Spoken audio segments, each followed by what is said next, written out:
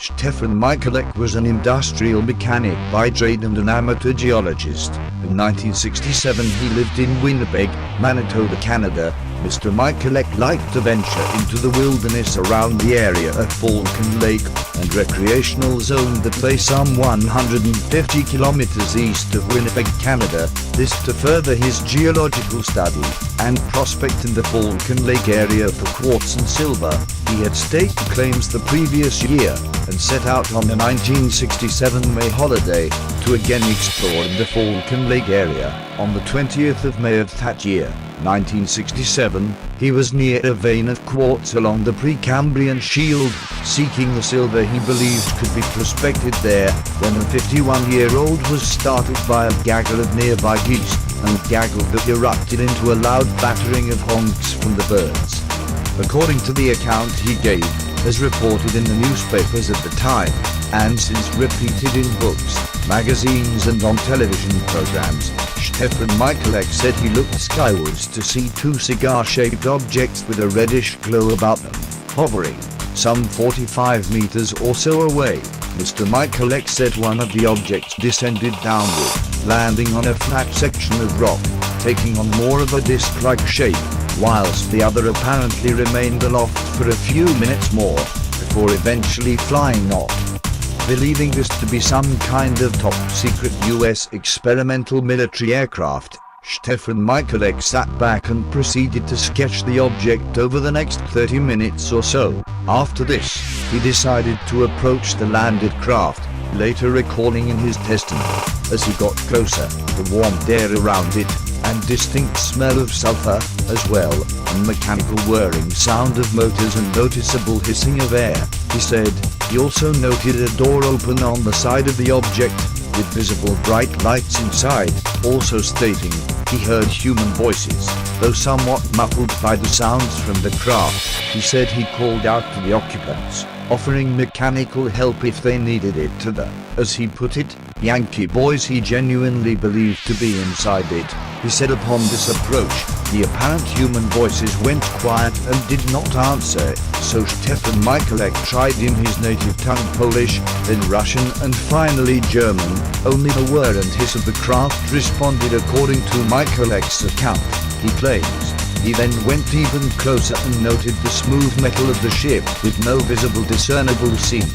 He at this point decided to look and peer into the bright doorway, pulling on a pair of welding goggles he used to protect his eyes while chipping at rocks during prospecting. Inside, Mr. Michalak said he saw light beams and panels of various colored flashing lights, described in today's accounts of the UFO sighting more like computers. However, he stated he could not see anyone or any living thing inside the craft. When he stepped away from the craft, 3 panels slid across the door opening and sealed it shut. He then reached out to touch the craft, which instantly melted the tips of the thick industrial gloves he was wearing on that day. The craft then began to turn counterclockwise, and Mr. Michalak says he noticed a panel that contained the graded holes. Shortly after this motion, he was struck in the chest by a blast of air or gas from the craft that pushed him backward, setting his shirt and cap ablaze. He tore away the burning garments as the craft proceeded to lift off the ground and fly skyward and away. Disoriented and nauseous by this blast, Mr. Michalak stumbled through the forest, recalling that he had vomited. Eventually making his way back to his motel room in Falcon Lake, he then caught a bus back to Winnipeg, where he sought the assistance of a physician, and was subsequently treated in hospital for burns to his chest and stomach. These later turned into raised sores of a mathematical grid-like pattern, and for weeks afterwards, Mr. Michalak suffered from diarrhea, headaches, blackouts and weight loss. Once the story of Michalak's UFO sighting was out, the Royal Canadian Mounted Police, Air Force and media, as well various governmental agencies, and hordes of gawking members of the public descended on the Michalak Small River Heights bungalow in Winnipeg, nuisancing the Michalak family to the extent that at the time and until the day he died in 1999 at the age of 83, Stefan Michalak believed he should never have declared and reported such a thing. Stefan's son, Stan Michalak, in later publications of his father's account, states that at that precise time, he felt it was his duty to do this. He wanted others, if they were to see such a thing as he did, to avoid it, and not get hurt by it, in his native Poland. Before Stefan Michalak moved his family to Canada, he was a serving military policeman, who had gained a set of moral guidelines that he lived by. That was to say, if something had happened, then it should rightly be reported. Michalak's son further states in more recent accounts that in addition to the constant probing from authorities, the family endured condemnation and criticism in the public. Stefan's sanity was questioned on many occasions, and allegations from police officers he had consumed alcohol the evening before the sighting surfaced to further throw incredulity to the Stefan Michalak account that he had witnessed at first hand and close quarters and landed alien craft, though his son also relates he wished he hadn't said anything at the time. In all his years, Stefan Michalak never backed away from his story either.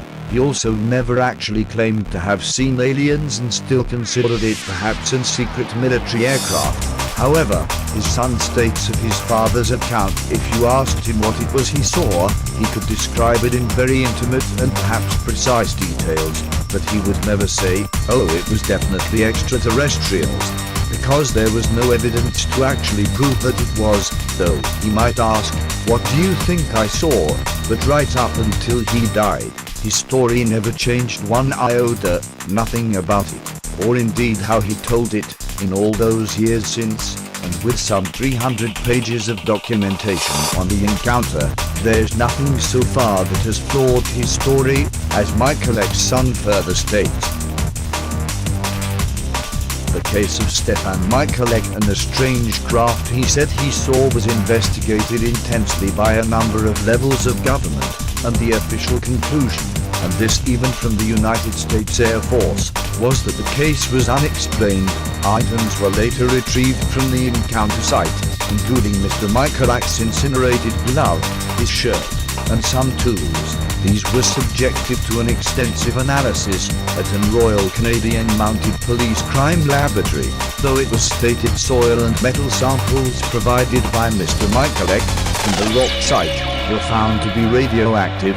It was suggested Mr. Michalak, a geologist with the expertise, in actual fact, may have fabricated these items, again, further casting doubt on the authenticity of Stefan Michalak's account.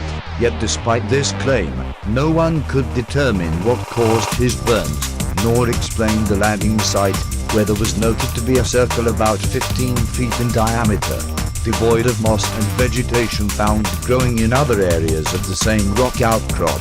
Neither would any provide an answer to the test results from soil samples, along with samples of clothing, which were independently laboratory tested and deemed to be highly radioactive, though not a distinct threat to public health, and also without satisfactory explanation where the pieces of metal that were chipped out of cracks in the rock about a year after the incident, with the metal somehow melted into the cracks. Many of these items have long since disappeared, apparently declared to have been lost, as they were transferred through various Canadian authorities and other such agencies. However, Mr. Michalak, it is said, still has one of the pieces of recovered metal in his possession, which apparently remains radioactive. In 1968, Mr. Stefan Michalak was still sick, with, according to the newspaper stories and headlines of the day, noted recurrences of the burns showing up on his chest, and periodically suffering from blackouts. Stefan Michalak checked into the Mayo Clinic in Rochester, Minnesota, where doctors carried out a thorough examination and medical investigation, and even took the step of sending him to a psychiatrist, who came back with the report that this is a fellow who's very pragmatic, very down to earth, and a type that does not make up stories.